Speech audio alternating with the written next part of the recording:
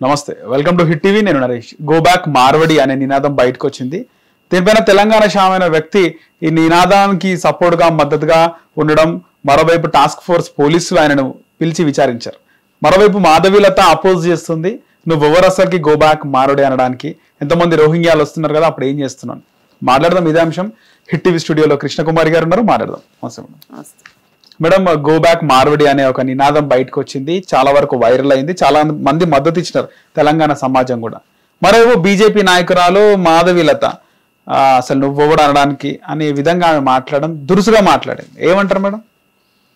ఇక్కడ go back Marwadi అనడం వెనకమాల అసలు వాళ్ళ ఆ నినాదం ఎందుకు ఇచ్చారు, ఆ మాట ఎందుకు అనాల్సి వచ్చింది?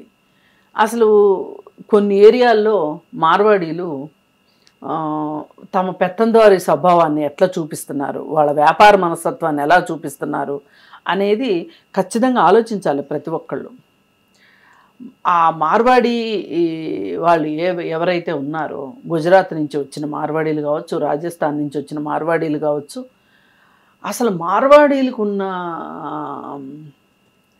అపప్రద ఏంటి అంటే, పక్కలో పావును పెట్టుకునైనా పడుకోవచ్చు కానీ మార్వాడి వాడిని పక్కన పెట్టుకోకూడదు అనే సామెత ఉంది. ఎందుకు అట్లా? ఎందుకంటే వాళ్ళు ఎట్లా అంటే రక్తం పీల్చే జలగల మాదిరి వ్యాపారం విషయంలో, డబ్బుల విషయంలో నిక్కచ్చిగా ఉండటం వేరు, వాళ్ళకి మాత్రం అనుకూలంగా ఉండేటట్లు ఉండటం వేరు. వాళ్ళు అసలు రాగద్వేషాలకి, బంధాలకి, అనుబంధాలకి దేనికి విలువివ్వరు. వ్యాపారం అంటే వ్యాపారమే. అసలు మనం ఇక్కడికి ఎందుకు వచ్చాం? ఇంత దూరం డబ్బు సంపాదించడానికి వచ్చాం, డబ్బు సంపాదించాల్సిందే అనే ఒక కర్కోటకమైన మనస్తత్వంతో వాళ్ళు ఉంటారు. ఒక రకమైన ఉడుంపొట్టు ఉంటుంది వాళ్ళ దగ్గర వ్యాపారం విషయంలో. అసలు ఎక్కడా వెనకంజ వేరు. చెప్పే కదా, ఉడుము, జలగ ఇలాంటివి మన పట్టుకుంటే వాటిని విధించడం ఎంత కష్టమో తెలుసా? వ్యాపారంలో కూడా అంతే. వాళ్ళు అంత ఉడుము పట్టు ఉంటుంది వాళ్ళకి వ్యాపారం మీద, అంత జలగ మనస్తత్వం ఉంటుంది. ఏమైనా సరే సంపాదించాల్సిందే ఆ మనస్తత్వం ఉంటుంది వాళ్ళకి. అయితే వాళ్ళు ఏం చేస్తారు అంటే, వాళ్ళకి మైనారిటీలు కదా, ఇక్కడ వేరే ఊర్ల నుంచి వచ్చారు కదా, వాళ్ళకి సహజంగానే ఒకరికొకరు సహకరించుకోవాలి అనే యూనిటీ ఎక్కువ ఉంటుంది మైనారిటీలో. యూనిటీ ఎక్కువ ఉంటుంది మైనారిటీలకి. వీళ్ళు కొన్ని చోట్ల, కొన్ని ఏరియాల్లో మోనోపలీ అయిపోయారు బిజినెస్లో. ఇలా మోనోపలీ అయిపోయిన తర్వాత ఇక్కడ లోకల్గా ఉన్న పేదవాళ్ళని వాళ్ళు పనులకు కూడా పెట్టుకోరు, వాళ్ళు అక్కడి నుంచి తెచ్చుకుంటారు. ఓకే, మార్వాడీలు ఇక్కడ కాదు, ఇంకా అక్కడ పేదవాళ్ళు ఉంటారు కదా, వాళ్ళే తీసుకొచ్చుకుంటారు. అంతేగాని ఇది ఇక్కడ పనిచేస్తున్నాం కాబట్టి ఇక్కడ మనము లోకల్ వాళ్ళకి పనిద్దాము అనేది ఉండదు. ఎప్పటి నుంచో ఈ నినాదం నడుస్తుంది, లోకల్ వాళ్ళకి మీరు పనివ్వండి, లోకల్ వాళ్ళకి మీరు పనివ్వండి అని. ఇవ్వరు వాళ్ళు. ఇలా అనుకోకుండా గో బ్యాక్ మార్వాడి అనే ఒక మాట వచ్చింది. అయితే సరే అన్నారు, అది ఎంతవరకు చట్టబద్ధత, ఎంతవరకు అది న్యాయం, ధర్మం అని ఆలోచించేది ఎవరు చేస్తారు? చట్టం ప్రకారంగా అది తప్పు అయితే గనక చట్టం చూసుకుంటుంది. అంతేగాని మాధవీలతకి ఏం పని అంటే, మాధవీలతను మాట్లాడొద్దని నేను అనట్లే, మాధవీలత ఏం మాట్లాడి ఉండాలి? ఇప్పుడు అక్కడ లోకల్గా ఒక దళితుడిని, ఇక్కడ లోకల్ దళితుడిని మార్వాడి అతను కొట్టి పోరా, నీచుడా, లేకపోతే తక్కువ కులం వాడా, ఇట్లా ఆ అర్థం వచ్చేలాగా మాట్లాడాడు. డబ్బు అహంకారం మేడం వాళ్ళకు ఉందంట. డబ్బు అహంకారం ఒక బ్రాహ్మణికల్. ఇప్పుడు సొసైటీలో బ్రాహ్మిన్స్కి మేము వేదాలు చదువుకున్నాము, మాకు సంస్కృతం వచ్చు, మేము దేవుడితోటి డైరెక్ట్గా మాకు రిలేషన్షిప్ ఉంది అని వాళ్ళు మిగతా వాళ్ళ మీద అందరూ మా కాలు మొక్కాల్సి అందరూ మా కాళ్ళు మొక్కాలి అని చెప్పి ఒక పెత్తందారి స్వభావం ఒకటి ఉంటుంది. వాళ్ళకుంటే లోపల ఉంటది వాళ్ళకి అహంకారం ఉంటుంది. అది పెత్తందారి స్వభావం అని కూడా అనకూడదు, అహంకారపూరితమైన ఒళ్ళు పొగరు అనమాట. అది ఆ ఒళ్ళు పొగరు ఉంటుంది. అయితే వాళ్ళకేంటంటే సింపుల్గా వీళ్ళకి దేవుడి దగ్గరికి చేరే అర్హత లేదు, దేవుణ్ణి తలుచుకునే అర్హత కూడా లేదు అన్నంత లెవెల్లో ఆలోచిస్తారు వాళ్ళు. మేమే మాదే మొత్తం ఏదైనా అనే మనస్తత్వంతో వాళ్ళు ఉండి వీళ్ళని ఈ విధంగా అతను కొట్టటము తిట్టటము ఇవన్నీ చేస్తే ఇవన్నీ చేశారు అని చెప్తున్నారు పక్క నుంచి. అతను మార్వాడి అలా చేయకుండా ఉండాల్సిందే అనే ఒక్క మాట మాట్లాడలేదు మాధవీలత. ఖండించలేదు. ఎందుకు మాట్లాడాలి కదా. పైగా ఈ విషయం ఒక లోకల్ వ్యవహారం. ఈ లోకల్ వ్యవహారాన్ని తీసుకెళ్ళి బట్టతలకి బోడిగుండికి ముడేసినట్లు అంతర్జాతీయ వ్యవహారమైన రోహింగ్యాల ముడి పెడుతుంది ఆవిడ తెలివికి ఏమనుకోవాలి అసలు? ఆవిడ తెలివికి జోహార్లు చెప్పాల్సిందే ఖచ్చితంగా. అసలు ఆమెకి అరికాల్లో ఉందా మెదడు ఎక్కడుంది అర్థం కావట్లే అసలు. రోహింగ్యాల వ్యవహారం చూడాల్సింది ఎవరు? దేశ ప్రభుత్వం, బోర్డర్ సెక్యూరిటీ ఫోర్స్ వాళ్ళు చూడాలి. దేశ అంతర్గత భద్రతా వ్యవహారాల శాఖ చూసుకోవాలి. మరీ మాట్లాడుకుంటే హోమ్ మినిస్టర్ చూడాలి. ఇంకా కాదు అనుకుంటే రక్షణ శాఖ మంత్రి చూడాలి. వాళ్ళందరూ చూడాల్సింది వదిలేసేసి ఇక్కడ రోహింగ్యాలు ఉన్నారు నోరు తెరిస్తే ఓవైసీ. ఇప్పుడు ఆవిడకి నోరు తెరిస్తే ఓవైసీ, నోరు మూస్తే ఓవైసీ, నిద్ర పోతే ఓవైసీ, నిద్ర లేస్తే ఓవైసీ. ఇంకా గమ్మత్ ఏంటంటే ఇంత తిడుతుందా ఓవైసీని, ముస్లిమ్స్ని ఇంత మాట్లాడుతుందా? ఆమె పక్కనున్న బాడీ గార్డులు ఏమంటారు వాళ్ళని, బౌన్సర్లు ముస్లిం పిల్లలే. ఎందుకు ముస్లిమ్స్ ని పెట్టుకుంది? వాళ్ళైతే చక్కగా మంచిగా మాంసం అది తిని బాగా దండిగా ఉంటారు, దిట్టంగా ఉంటారు, ఏదైనా అయితే గనక పోరాటం చేయడానికి కాపాడతారు అని చెప్పి. మీ పప్పు టమాటా తినే వాళ్ళని ఎందుకు పెట్టుకోలేదు నువ్వు? పెట్టుకోవచ్చుగా పప్పు టమాటా గాళ్ళని. బేసిక్ గా హైదరాబాద్ లో బౌన్సర్లు అందరూ ముస్లిమ్స్ ఎక్కువ. అయితే ఇవి పెట్టుకోకూడదు కదండి. ముస్లిమ్స్ అంటే అంత కోపం ఉన్నప్పుడు పెట్టుకోదంటారు. ఎందుకు పెట్టుకోవాలి మరి? ముస్లిమ్స్ అక్కడ ఎట్లా పనికొచ్చారు? ఆ ముస్లిం రోహింగ్యానేమో ఎవడో తెలుసు. ఎందుకు నీ పక్కన రోహింగ్యాని ఎందుకు పెట్టుకున్నావు? ఓకే, అసలు రోహింగ్యా సమస్య ఏంటి? వేరే దేశాల నుంచి వచ్చి ఇక్కడ అనధికారికంగా ఉంటున్న వాళ్ళు రోహింగ్యాలు. వాళ్ళని వలస వచ్చారు అని కూడా అనకూడదు. ఒక రకంగా ఇంకొక టెర్మినాలజీ ఉంది వాళ్ళకి. తలదాచుకోవడానికి వచ్చిన వాళ్ళు బతకడానికి వచ్చారు. అయితే ఇప్పుడు ఈ వలస రావటానికి ఈ వలసకిన్ను ఈ దేశ దిమ్మరులకి డిఫరెన్స్ ఉంటుంది. ఇప్పుడు వాళ్ళు ఇప్పుడు మెక్సికన్లు ఎట్లా అయితే అమెరికాలోకి అనధికారికంగా ప్రవేశించారు, వీళ్ళు కూడా అట్లా వచ్చిన వాళ్ళు అనమాట. వాళ్ళు రోహింగ్యాలు ఎందుకు తిండి లేక వస్తారు వాళ్ళు. వీళ్ళలాగా మార్వాడీలాగా ఒళ్ళు బలిసిరారు. వచ్చిన తర్వాత ఒళ్ళు బలవదు వాళ్ళకి. ఇక లోకల్ వాళ్ళతో వ్యాపారం చేసి వీళ్ళ రక్తాన్ని జలగల్లాగా పీల్చి డబ్బులు సంపాదించడం ఉండదు రోహింగ్యాలకి. రోహింగ్యాలు నేనేమి రోహింగ్యాల పట్ల నాకేమి అమితమైన ప్రేమ లేదు, గౌరవం లేదు, ప్రేమ లేదు. వాళ్ళు మానవులే, మనము మానవులమే. మానవతావాదంతో, మానవతా దృక్పథంతో వాళ్ళకి ఏదన్నా వాళ్ళని ఏమంటాము, వాళ్ళకి ఏదన్నా ఒక ప్రత్యేకమైన ప్రదేశాలు ఏర్పాటు చేసి వాళ్ళ మంచి చెడులు ఏమన్నా పట్టించుకుంటే ప్రభుత్వాలు అది వేరే విషయం. కానీ వాళ్ళని మళ్ళీ జాగ్రత్తగా వాళ్ళ దేశానికి వాళ్ళని పంపించేయడం, మన బోర్డర్ దాటించడం చేయాలనుకుంటే ప్రభుత్వాలు చెయ్యొచ్చు. కానీ ఎంత ఇదిగా రోహింగ్యాలని మాట్లాడాల్సిన అవసరం ఏమొచ్చింది నీకు? వాళ్ళు పొట్టచేతి పట్టుకుని వచ్చిన వాళ్ళు. ఈ మార్వాడీలు పొట్టచేతి మార్వాడీలకు ఎందుకు సపోర్ట్ చేస్తుంది మేడం? ఆ మార్వాడీలు ఇప్పుడు బీజేపీ పార్టీకి ఎక్కువ సపోర్ట్ ఇచ్చేది మార్వాడీలే. ఎక్కువ చందాలు ఇచ్చేది కూడా వాళ్ళే. ఓకే, బీజేపీ వెనకాల మార్వాడీలు ఉన్నారు. ఓకే, అందుకోసం ఓల్డ్ సిటీలో కూడా చాలా మంది వీళ్ళు అగర్వాల్స్ వీళ్ళే ఉంటారు మేడం, వాళ్ళే చౌదరీస్ అగర్వాల్స్ వీళ్ళందరూ మార్వాడీలే. వాళ్ళంతా మార్వాడీలే. వాళ్ళు ఈ బీజేపీ పార్టీకి బాగా సపోర్ట్ ఇస్తారు, ఫైనాన్షియల్ గా సపోర్ట్ ఇస్తారు. ఖచ్చితంగా ఇస్తారు, ఎందుకు ఎవరు ఎలక్షన్స్ అప్పుడు. ఇప్పుడు ఒకటండి, దుర్మార్గం ఎవరు చేసినా, ముస్లిమ్స్ చేసినా, మార్వాడీలు చేసినా, ఎవరు చేసినా తప్పే. ఒకవేళ వాళ్ళు పట్టుచేత పెట్టుకుని వచ్చిన వాళ్ళు, వాళ్ళకి రెక్కలు తప్పితే ఏమీ లేని వాళ్ళు, రోహింగ్యాలు, వాళ్ళకి ఒంటి మీద బట్టలు కూడా సరిగా ఉంటాయో ఉండవో, అలాంటి రోహింగ్యాలకిను ఈ మార్వాడీలకి పోలిక పెట్టడం అనేది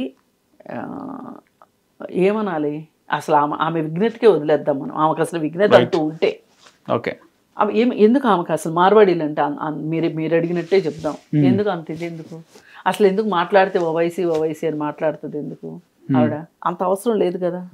అందుకోసం ఓవైసీ వాళ్ళు పాత బస్తీలో ఏమైనా దారుణాలు చేస్తే చట్టం ఉంది, చట్టం దృష్టికి తీసుకెళ్ళొచ్చు. రోహింగ్యాలు పలానా చోట ఉన్నారు అని నీకు తెలిస్తే నువ్వు ప్రభుత్వానికి చెప్తే రోహింగ్యాలు ప్రమాదకారులు అనే ఉద్దేశంతో వాళ్ళని ఏదైనా పునరావాస కేంద్రాలకు దేనికో పంపించేసేస్తారు. అంతేగాని ఇప్పుడు వీళ్ళని పునరావాస కేంద్రాలకు పంపిద్దాము పోని, మార్వాడీల్ని, ఒళ్ళు బలిసిన వాళ్ళని జలగల్లాగా డబ్బులు పీల్చుకున్నారు కదా. ఇక్కడ ఇంకో వాదన కూడా ఉంది మేడం, మార్వాడీలు గోబ్యాక్ అనడం ఏ విధంగా, ఇక్కడ హైదరాబాద్ లో, ముఖ్యంగా తెలంగాణ గడ్డ మీద హైదరాబాద్ లో ముందు హైదరాబాద్ స్టేట్ ఉంది కాబట్టి మొత్తం ఈ రాజస్థాన్, గుజరాతే కాదు, కర్ణాటక, తమిళనాడు, ఇలా ప్రతి రాష్ట్ర ప్రజలు కూడా అంతర్భాగమై ఉన్నారు హైదరాబాద్ గడ్డ మీద. అవునండి, మహారాష్ట్ర నుంచి ఉన్నారు, కర్ణాటక నుంచి ఉన్నారు, తమిళనాడు నుంచి ఉన్నారు. ఇప్పుడు ఇలా ఉన్న సందర్భంలో అసలు తెలంగాణని కాదు, ఇప్పుడు గుజరాత్ వెళ్ళండి మీరు, ఎంతమంది ఆంధ్ర వాళ్ళు ఉన్నారు తెలుస్తుంది మీకు. గుజరాత్లో కొన్ని చోట్ల ఎలక్షన్ ని కూడా ప్రభావితం చేస్తారు తెలుగు వాళ్ళు. సూరత్లో మొత్తం తెలంగాణ వాళ్ళదే, తెలంగాణ ఆంధ్ర తెలుగు వాళ్ళదే హవా అంతా అక్కడ సూరత్లో. మరి దానికి ఏం చేస్తాం? కాకపోతే ఏంటంటే వీళ్ళు వ్యాపారం చేసేంతగా ఎదగల ఈ రోజుకి కూడా. వీళ్ళు పనిచేస్తారు అక్కడ కూడా, ఇప్పటికి కూడా వాళ్ళు పనిచేస్తూనే ఉంటారు. అది అందుకని ఏంటంటే దేశంలో ఎవరైనా ఎక్కడికైనా వెళ్ళొచ్చు అని చెప్పి మాధవీలతే చెప్పక్కర్లా, అందరూ చెప్తున్నారు. తెలంగాణ ఉద్యమం వచ్చినప్పుడు కూడా అందరూ అదే చెప్పారు, మీరు వచ్చి మా ప్రాంతానికి వచ్చారు అంటే, అరే బాబు రాజ్యాంగంలోనే ఉంది, ఈ దేశ పౌరుడు ఈ దేశంలో ఎక్కడైనా ఏ మూలకైనా ఎక్కడికైనా వెళ్ళొచ్చు ఉండొచ్చు అని ఉంది, నువ్వెట్లా అంటావు బాబు అని చెప్పి మాట్లాడి. ఆధిపత్యం విషయానికి వస్తే ఇప్పుడు వాళ్ళు కూడా అదే చెప్పేది ఏంటి అంటే, వలస వచ్చిన వాళ్ళ గురించి మేమేం అనట్లేదు, మా మీద ఆధిపత్యం చేయడానికి వచ్చిన వాళ్ళ గురించే మాట్లాడాము అని చెప్పి తెలంగాణ వాళ్ళు కూడా, తెలంగాణ ఉద్యమకారులు కూడా మాట్లాడారు. సరే, కొన్ని అపశృతులు దొరికినాయి, కొన్ని ఎక్కువ తక్కువలు మాట్లాడారు, అయిపోయింది ఆ స్టోరీ. అసలు ఇప్పుడు గోబ్యాక్ మార్వాడి అనడం వెనకమాల అక్కడ లోకల్గా మార్కెట్లలో వాళ్ళ ఆధిపత్యంతో ఎవరిని రానివ్వకోకుండా వాళ్ళు ఏకఛత్రాధిపత్యం చేస్తున్నారు, రూల్ చేస్తున్నారు అనేది వాస్తవం. దాని గురించి అక్కడ వచ్చింది లోకల్గా. దానికి వాళ్ళు మాట్లాడితే నీకు ఎందుకు అంత కోపం రావాలి? అసలు నువ్వు ఫస్ట్ మాట్లాడాల్సింది ఏంటి? ఒక దళితుడిని ఇలా మాట్లాడతావా నువ్వు?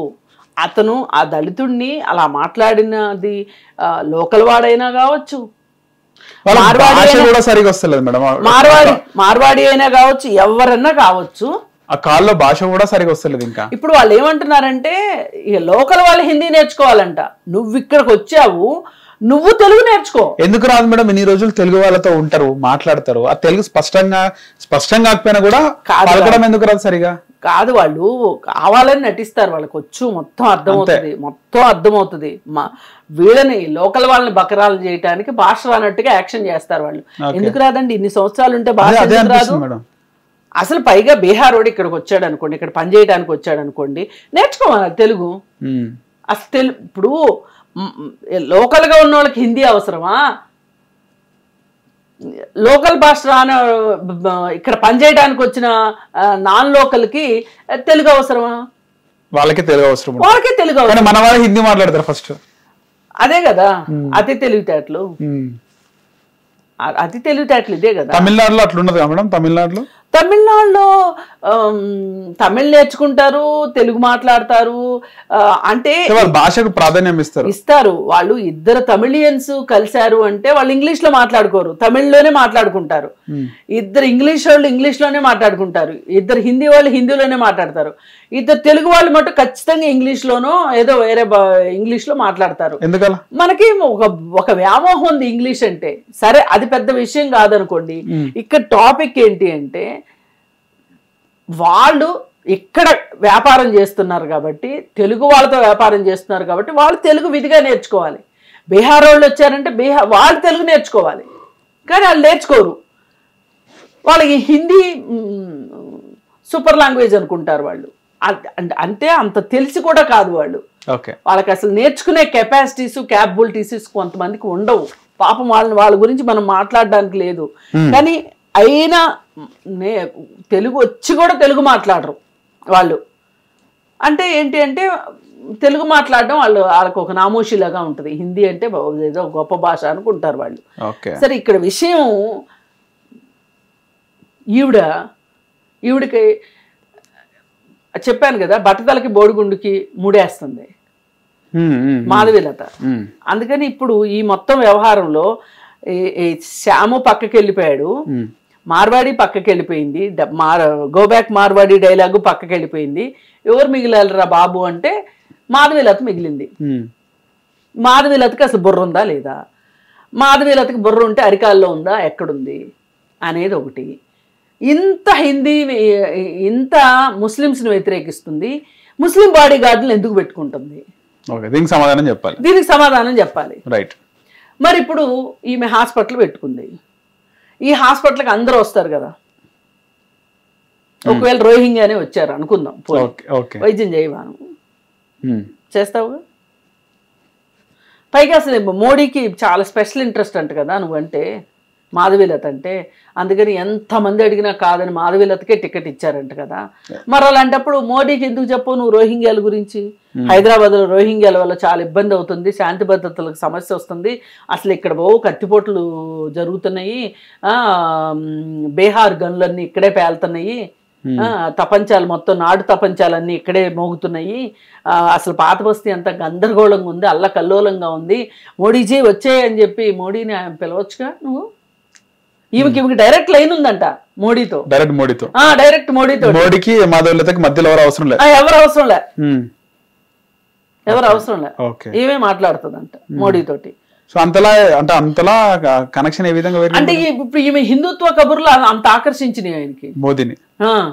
మొన్నటిదాకానేమో చాలా మోడర్న్ గా ఉన్నది మనిషి, మోడర్న్ మనిషి కాస్త బీజేపీలో టికెట్ సంపాదించాలి అనుకునేసరికి ఆ 7 గజాల నూలు చీర వచ్చేసేసింది, నల్ల పూసలు వచ్చేసినాయి, రకరకాల పూసలు వచ్చేసినాయి మెళ్ళలోకి, బాబ్డి హెయిర్ కాస్త ముడయ్యింది, ముడిలో కాస్త పువ్వులు వచ్చినాయి,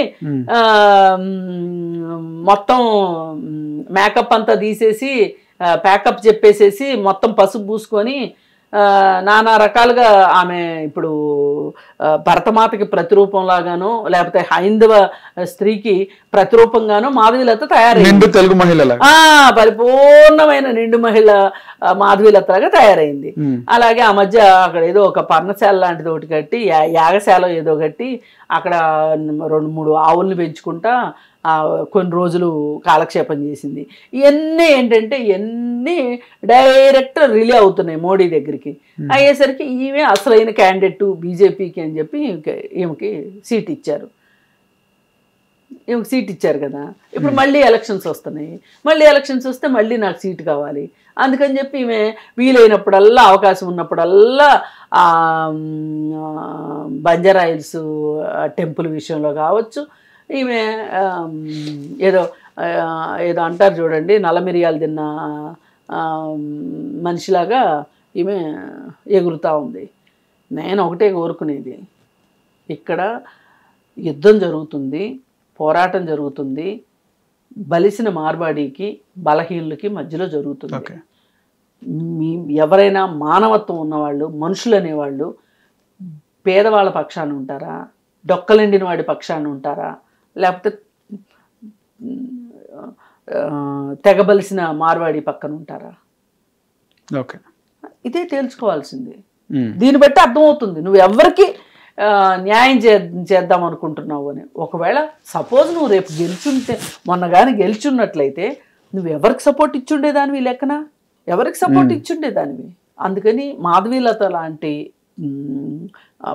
పొలిటికల్ మేనియా పట్టిన వాళ్ళు ఇలాగే మాట్లాడతారు.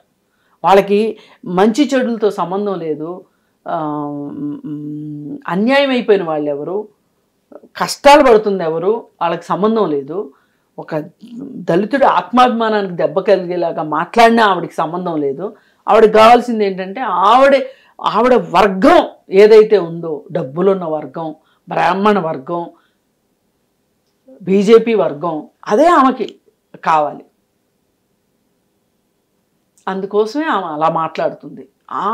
ఈరోజు హైదరాబాద్లో ఇట్లాంటి మాటలు ఎవరైనా మాట్లాడుతున్నారు, ఇలాంటి తలతిక్క మాటలు మాట్లాడుతున్నారంటే, ఆఖరికి బీజేపీ పార్టీలో కూడా తలతిక్కలుగా మాట్లాడుతున్నది ఎవరు అంటే ఇద్దరు. ఒకళ్ళు బండి సంజయ్, ఇంకొకరు మాధవీలత. ఇంకో డౌట్ ఏంటంటే మేడం, చాలా వరకు కూడా మనం చూస్తుంటే మొన్న ఎన్నికల ముందు ఇక్కడ ఉన్నటువంటి కాంగ్రెస్ నాయకుల పైన, బీఆర్ఎస్ నాయకుల మీద, ఆంధ్రప్రదేశ్లో కూడా టీడీపీ నాయకుల మీద, మన మంత్రుల పైన కూడా అనుకుంటా ఎన్నికల ముందు మంత్రులుగా ఉన్న పొంగులేటి శ్రీనివాస్ రెడ్డి వీళ్ళ ఇంటి పైన కూడా దాడి జరిగింది. ఏది ఈడీ ఇలాంటి దాడి. ఎప్పుడు కూడా ఓవైసీ మీద, అంటే ఓవైసీ బ్రదర్స్ అసదుద్దీన్ కానీ అక్బరుద్దీన్ పైన దాడులు జరిగాయి. ఎప్పుడు ఈడీ అని, ఐటీ అని, సోదాలని ఏవి కూడా జరిగాయి. అసలు వాళ్ళ దగ్గరకు పోను, టచ్ చేయరు. అంటే భయపడి టచ్ చేయరా? వాళ్ళకి ఏమైనా లింక్ ఉంటుందా? డ్రామానా? వాళ్ళ వాటాలు వాళ్ళు ఇస్తారు. వాళ్ళకి ఇప్పుడు ఓవైసీ పెద్ద స్నేహితుడు బీజేపీకి. ఎట్లా అంటే ఆయన ఎందుకు వెళ్ళి గుజరాత్లో పోటీ చేస్తాడు? ముస్లిం ఓట్ల కోసం. ఎంఐఎం పార్టీ గుజరాత్లో పోటీ చేస్తుంది, వెస్ట్ బెంగాల్లో పోటీ చేస్తుంది, బీహార్లో పోటీ చేస్తుంది, ఉత్తరప్రదేశ్లో పోటీ చేస్తుంది. ముస్లిమ్స్ ఎక్కడుంటే అక్కడ పోటీ చేస్తుంది. ఎందుకంటే ఆ ముస్లిం ఓట్లు ఖచ్చితంగా బీజేపీకి వ్యతిరేకంగా పడతాయి. బీజేపీకి వ్యతిరేకంగా ఎవరికి పడాలి ఆ ఓట్లు? ఎంఐఎం పోటీ చేస్తే ఎంఐఎంకి పడతాయి, కాంగ్రెస్ కి పడాలి. అక్కడ కాంగ్రెస్ కన్నా పడాలి, లేకపోతే ములాయం సింగ్ యాదవ్ పార్టీ కన్నా పడాలి, సమాజ్వాదీ పార్టీ కన్నా పడాలి, ఇట్లా వేరే పార్టీలకు పడాలి కదా. నువ్వెందుకు వెళ్తున్నావు అక్కడికి? అసలు నువ్వు వెళ్ళి ఏం చేస్తున్నావు? ముస్లిమ్స్ ఓట్లు చీలుస్తున్నావు. ఈ ముస్లిమ్స్ ఓట్లు చీలటం వల్ల జరిగేది ఏంటి అంటే అక్కడ బీజేపీకి లాభం జరుగుతుంది. అందుకని వాళ్ళకి దోస్తానా ఉంది. అందుకే వాళ్ళ మీద ఏమి ఈడీ రైడ్లు అవన్నీ జరగవు. ఇప్పుడు ఒక పావుగా ఉపయోగపడుతున్నాడు మోడీకి, బీజేపీ పార్టీకి ఓవైసీ పావుగా ఉపయోగపడుతున్నాడు. కానీ మళ్ళీ ఏవి జనాలకి ఏమి అర్థం కావు అన్నంత అతి తెలివితోటి మాధవీలత లాంటి వాళ్ళు మాట్లాడతారు. మాధవీలతకి మాత్రం తెలియదేంటి? వాళ్ళ హాస్పిటల్లో జరిగిందేంటి? బ్లాక్ లిస్టులు పెట్టిన హాస్పిటల్ వాళ్ళది. అసలు నువ్వే ఇంత దురాగతాలు చేస్తా, నువ్వు మళ్ళీ ఇంకొకరి గురించి మాట్లాడతావు. అందుకని కొంచెం ఆమె నోరు అదుపులో ఉంటే మంచిది, బొర్ర అదుపులో ఉంటే మంచిది. ఎవరి పక్షాన వహించాలి, సమాజంలో ఎవరు అన్యాయం అయిపోతున్న వాళ్ళ పక్షాన ఉండాలి. నోరున్న వాళ్ళు ఎవరి పక్షం వహించాలి? మరి కాస్త నోరున్న వాళ్ళకా, లేకపోతే నోరు లేని వాళ్ళకి అండగానే ఉండాల్సింది. అందుకని ఎంత చెప్పినా వాళ్ళకి అర్థం కాదు. అది వాళ్ళ వర్గ ప్రయోజనాల ప్రకారమే ఆవిడ ఉంటారు. ఆవిడ డబ్బులున్న ఆవిడకి ఒక సాఫ్ట్వేర్ ఇండస్ట్రీ ఉంది, వాళ్ళకి హాస్పిటల్ ఉంది. ఆ రెండు చోట్ల కూడా రూల్స్ మొత్తం వైలేట్ చేసేసి ఇష్టారీతిన డబ్బు సంపాదించటంగా పెట్టుకుని కూర్చున్నారు వాళ్ళు. అందుకని చెప్పి ఆవిడ అంత డబ్బు మీద ఆశ ఉంది కాబట్టి, డబ్బు సంపాదిస్తుంది కాబట్టి మార్వాడీలు నచ్చారు ఆవిడకి. అంతే, అంతకంటే ఏమి లేదు. హిట్ టీవీ యాప్, ఇందులో short news, live news, entertainment shows, movies, digital magazines తో పాటు మీ జిల్లా వార్తలను కూడా ఫ్రీగా చూడొచ్చు. ఇంకెందుకు ఆలస్యం, వెంటనే హిట్ టీవీ యాప్ ని డౌన్లోడ్ చేసుకుని ఫ్రీగా ఎంటర్టైన్మెంట్ పొందండి. Hit TV app. Hit TV app. Please download hit TV app. Hit TV app ని ఫ్రీగా డౌన్లోడ్ చేసుకుని ఎంజాయ్ చేయండి. మీకు నచ్చిన ఎంటర్టైన్మెంట్ కోసం హిట్ టీవీ యాప్ ని ఫ్రీగా డౌన్లోడ్ చేసుకుని ఎంజాయ్ చేయండి. హిట్ టీవీ యాప్ ని డౌన్లోడ్ చేసుకుని ఆస్వాదించండి, ఆశీర్వదించండి. ఇంతమంది సెలబ్రిటీలు హిట్ టీవీ యాప్ ని డౌన్లోడ్ చేసుకోండి అని చెప్తున్నారంటే ఎంత మంచి యాప్ ఆలోచించండి.